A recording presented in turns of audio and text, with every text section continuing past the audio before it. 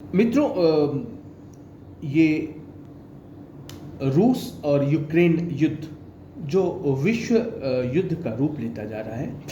पिछले वीडियो में हमने बताया था कि आखिर रूस को हमने प्रयास किया था कि रूस ने यूक्रेन पर आक्रमण क्यों किया। तो पिछले वीडियो में हमने बताया था कि जैसे भारत जो है नेपाल को संरक्षण देता रहा है, भारत वर्मा को भूटान को संरक्षण देता रहा है, लेकिन अगर ये और बीच बीच में नेपाल जो है भारत को आंखें दिखाता रहता है, भूटान भी भारत को आंखें, और अगर ये लोग भारत के सबसे कड़े दुश्मन, सबसे मतलब कड़े दुश्मन चीन के साथ में एक अलायंस बना लें और उसके बाद बना लें, तो क्या भारत, एक प्रश्न था कि क्या भारत ऐसा होने देगा? क्या इस स्थिति में भारत आक्रमण नहीं करेगा? तो ऐसी ही स्थिति रूस और यूक्रेन के बीच में उत्पन्न हो गई थी और इसलिए जो है रूस ने यूक्रेन पर आक्रमण किया होगा। उसी सिलसिले में संभावनाएं कुछ भी हो सकती हैं, लेकिन मैं उस पर विस्तार से एक आंकड़ों के साथ, तथ्यों के साथ हम इसको आपको बताने का प्रयास कर रहे हैं। सबसे पहले हम प्रश्न है कि रूस और यूक्रेन के बीच क्या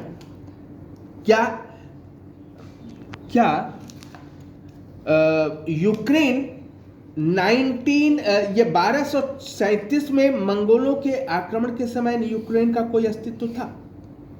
उस समय यूक्रेन का कोई अस्तित्व नहीं था।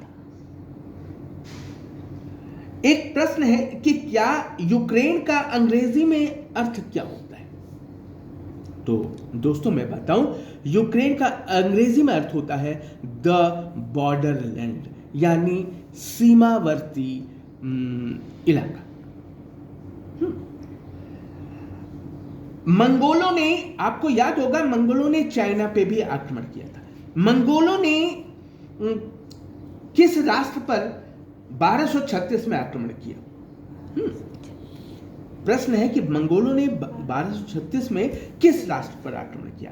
तो मंगोलों ने कीवन रूस पर आक्रमण कर उसे तहस नहस कर दिया था।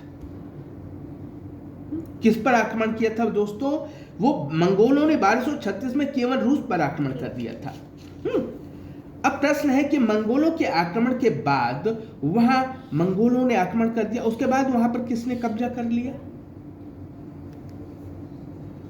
मंगोलों के आक्रमण के बाद वहां पर रूस में, केवल रूस में किसने कब्जा कर लिया? तो आपको बता दूं, इतिहास बोलता है कि मंगोलों के आक्रमण के बाद वहां पर कजाक लोगों ने कब्जा कर लिया। अब प्रश्न लाजमी है, एक जिज्ञासा जरूरी है कि कजाक लोग कैसे लोग थे, है ना? कजाक लोग कैसे लोग थे? हाँ,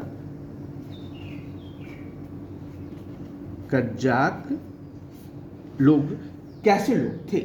तो आपको बता दूं, इतिहास बोलता है कि कजाक यायावर लड़ाके थे और मंगोल जितने ही बर्बर थे। कैसे थे?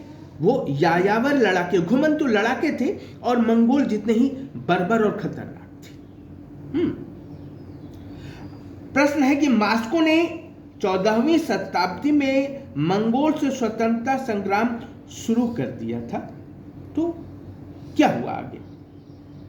लाजमी है, जिज्ञासा हमारे आपके दिमाग में ये प्रश्न उठ सकता है कि मास्को ने पहले तो मंगोल से स्वतंत्रता संग्राम कब शुरू किया? 14वीं शताब्दी में शुरू किया। और जब स्वतंत्रता संग्राम, मंगोलों से स्वतंत्रता संग्राम रूस ने शुरू किया, तो क्या हुआ? तो 1480 में मंगोल शासन का अंत हो गया। कब हुआ? 1480 में मंगोल शासन का अंत हो गया और रूस में जार साम्राज्य का उदय हो गया। रूस में जार साम्राज्य का उदय हो गया। आज के वीडियो में मित्रों बस इतना ही। हम फिर अगले वीडियो में और विधिवत विस्तार से रूस ने यूक्रेन पर क्यों आक्रमण किया इसकी परिचर्चा करेंगे। तब तक के लिए हम अगले वीडियो का इंतजार करिए। आप मेरे YouTube चैनल न्यूमेरिक गैलेक्सी को अगर सब्सक्राइब नहीं किया है तो इसे सब्सक्राइब कर लें, लाइक कर लें और ज़्यादा से ज़्यादा शेयर करें। धन्यवाद।